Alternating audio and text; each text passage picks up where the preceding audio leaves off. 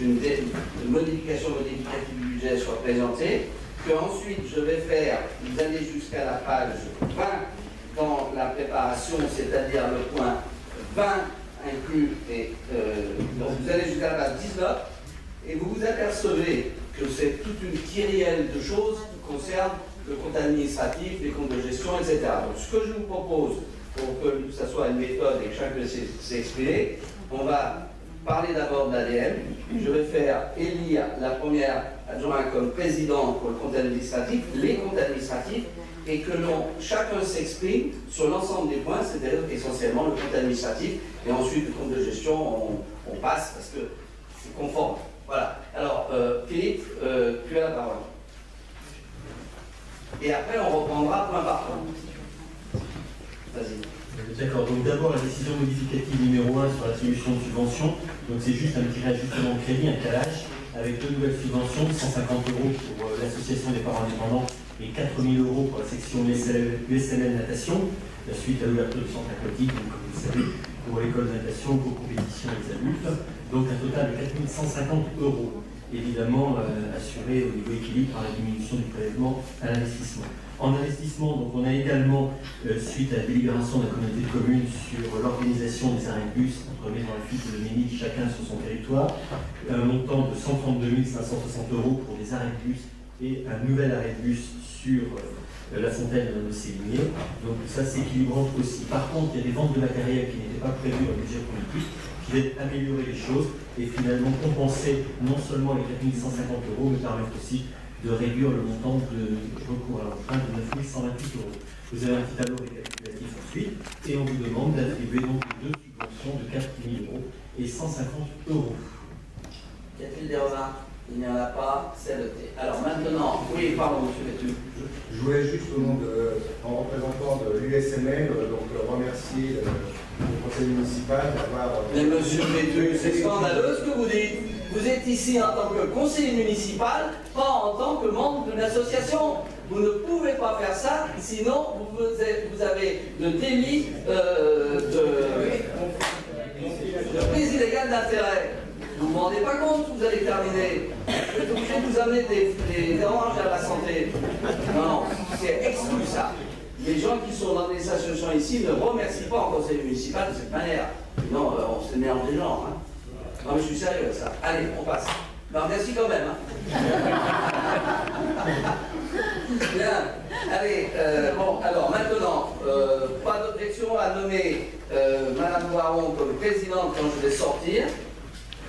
C'est bien. Alors maintenant, je souhaite que tu présentes les comptes de gestion, ça on sait que c'est conforme, et que tu présentes à grands traits le compte administratif qui a déjà été exposé en commission des finances.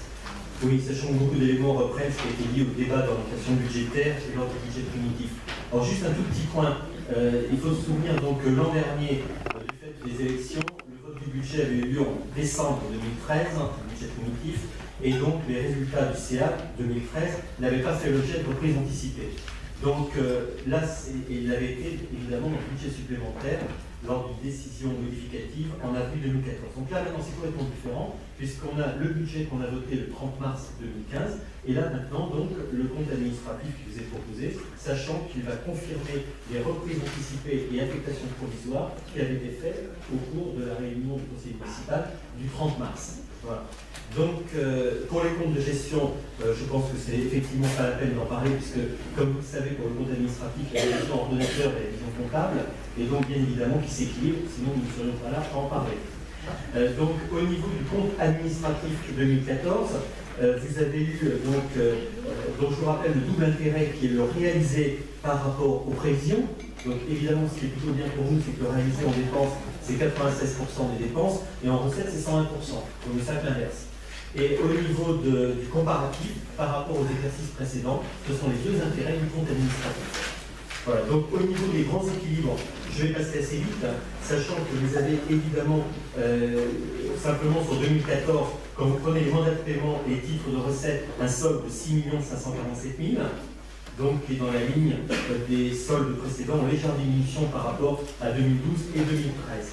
Si vous prenez le seul solde des opérations réelles, c'est 8 100 000. Mais là, je passe un petit peu vite puisque vous connaissez ces différents éléments avec la séparation des opérations réelles et des opérations d'ordre. Également, je vais passer assez vite sur la section d'investissement qui, elle, donc, évidemment, est en déficit, évidemment, puisque c'est assez habituel dans la structure où le fonctionnement est en excédence et l'investissement en déficit cette année d'1 362 000. Pour mémoire, c'était 0 228 000 l'année précédente. Voilà. Au niveau des soldes, alors c'est ça qui est intéressant. Donc des soldes cumulés, vous avez donc le 6 547 de soldes d'exécution 2014. Les résultats 2013, ce sont les 2 435 000. Donc également, vous avez un solde net de 8 982 000. Voilà. Qui nous donne, avec l'investissement moins 4 900 000, à un solde total de 4 080 000. Alors pour mémoire, vous avez donc les 6 900 000 qui sont rappelés en dessous les 2 435 000 qui correspondent au solde positif qui a été réinjecté en fonctionnement au budget supplémentaire 2014. Après donc cette affectation en réserve de 6 919 000, comprenant 1 363 000 de déficit d'investissement, les 2 556 000 de recettes réalisées et également les 3 millions qui avaient été mis évidemment en investissement. Bien évidemment que cette année, ce n'est pas ce que nous avons fait dans le budget primitif, comme vous vous souvenez, au 30 mars. Au niveau des restes à réaliser, donc je passe sur le principe des restes à réaliser que maintenant vous connaissez. Hein.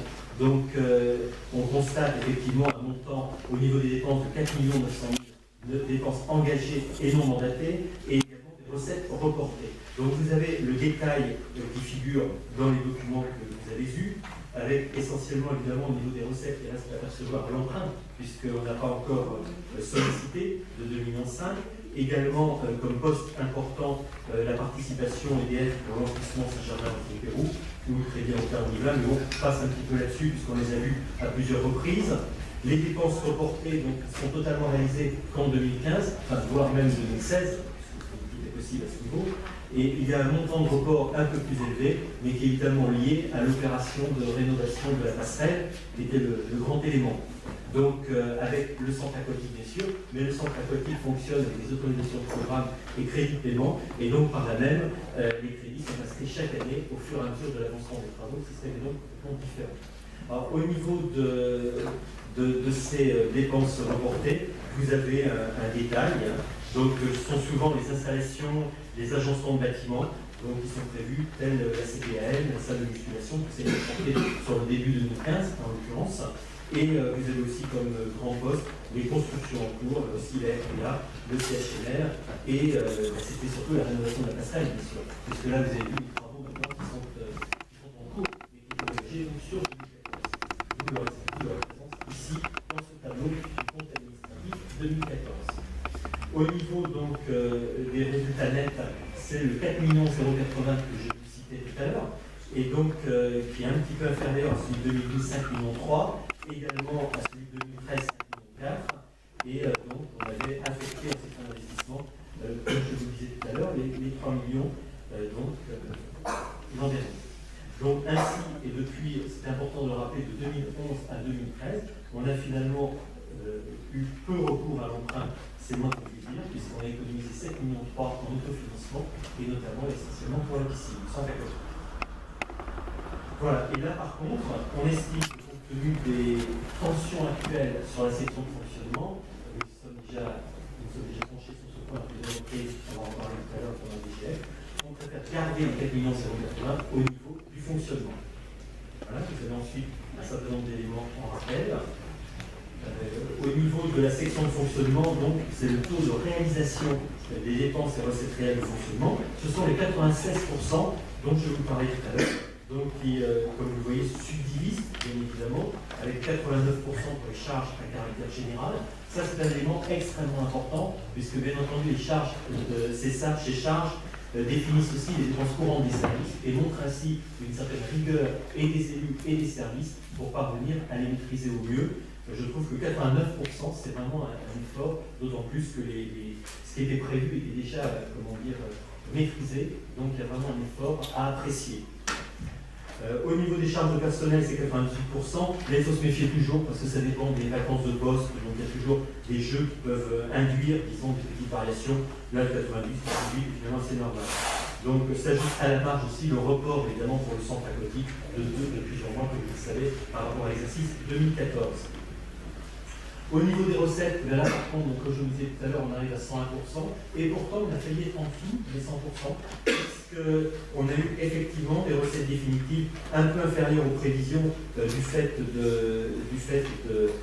droits de mutation. des droits de mutation effectivement qui ont baissé, du fait aussi au niveau des impôts d'un définitif qui était inférieur au prévisionnel, mais par contre grâce au rôle supplémentaire et complémentaire, ça a permis de rebalancer un petit peu les choses. Mais effectivement, ces droits de mutation, on en parle toujours, ça nous inquiète dans le sens où, malgré tout, par rapport à l'époque où il y en avait le plus, on a perdu encore 500 000 à 600 000 euros, ce qui est quand même considérable, puisque ça fait 3 points d'impôt. Alors, au niveau donc également de produits exceptionnels, il y a 2 remarques. D'abord, une recette de 322 000 euros au niveau d'un protocole transactionnel signé par Nicolas pour des problèmes d'infiltration d'eau dans les arbres. Et là, je souligne ce point, parce que quelque part, ce protocole transactionnel est une réussite au niveau du suivi juridique des services et des élus de la ville, et c'est à noter, parce que c'est quand même un montant qui n'est pas négligeable. Je n'irai pas dire cela.